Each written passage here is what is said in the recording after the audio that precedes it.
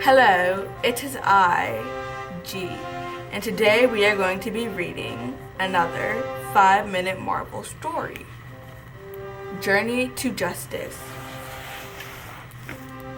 As war broke out across the world in 1940s, ruthless forces such as Hydra directed the villainous Red Skull, Arnim Zola, and Baron Zemo tore through Europe. The world was in need of a hero, someone to stand up and fight for all people, and no one would have ever guessed who that hero would be. In the borough of Brooklyn, in the great city of New York, Steve Rogers sat, dismayed by the newsreels he watched in his local theater. Every week, the news gets worse, Steve said to himself. I can't let my friends fight these battles alone. He had to help stop the growing tide of evil. Though he was small and suffered from asthma, Steve Rogers desperately wanted to help fight for what was right. Sorry, kid, the recruitment officer said. There's nothing I can do. Next. The army saw only Steve's size and illness, but that wouldn't stop Steve Rogers. On his 17th attempt to enlist in the army, Steve was admitted. He was greeted by Dr. Erskine. He had one goal, to create a super soldier.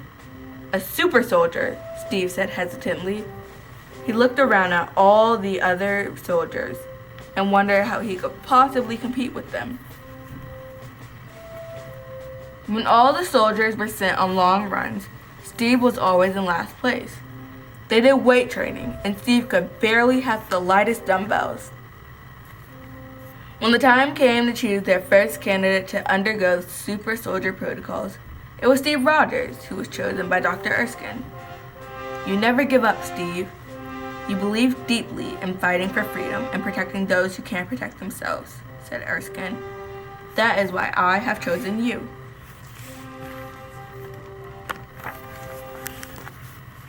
Steve stared at the super soldier serum he was supposed to drink. Don't worry, Steve, Dr. Erskine said. After your transformation, you'll know it was worth it. Steve drank the secret formula and was bombarded with beta rays.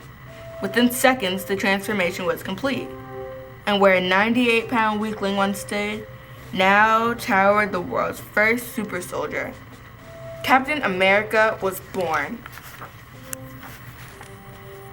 Steve wasted no time getting straight to work, fighting for freedom across the globe.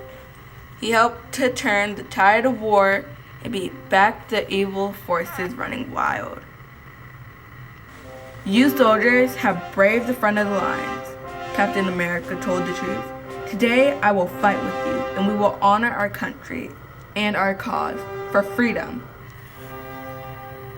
Captain America was joined by Bucky Barnes, his trusty sidekick. Bucky was the bouncy, happy-go-lucky one of the two. But that didn't mean that they weren't the two bravest soldiers in the world. Together, they would fight villains like the Red Skull and Arnim Zola and take them down. By the end of the war, only Baron Zemo remained to be captured. Captain America and Bucky charged into Zemo's family castle. Watch out for booby traps, Bucky, Captain America shouted, and the duo dodged every one of them. But Zemo would not be stopped so easily. Captain America, you have foiled all of my plans, except one, Baron Zemo taunted. Even as Captain America tied Baron Zemo up, Zemo set his final attack into motion. My rocket is loaded and aimed at New York, and you can't stop it. Zemo's rocket took off. The rumble was deafening. Oh no, Steve said. It's aimed at my home. Thinking fast, Steve jumped onto the rocket, taking him far into the sky and way out to the sea. He broke into the rocket's guidance system, causing it to fall harmlessly into the freezing ocean below. But the victory came at a price. Steve had fallen into the cold water as well. And there, in the icy depths, Steve will remain until he was found many years later. by the Avengers.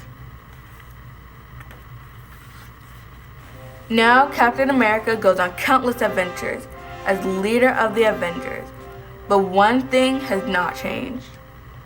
Behind Captain America's shield, Steve Rogers is still just a kid from Brooklyn who always does the right thing.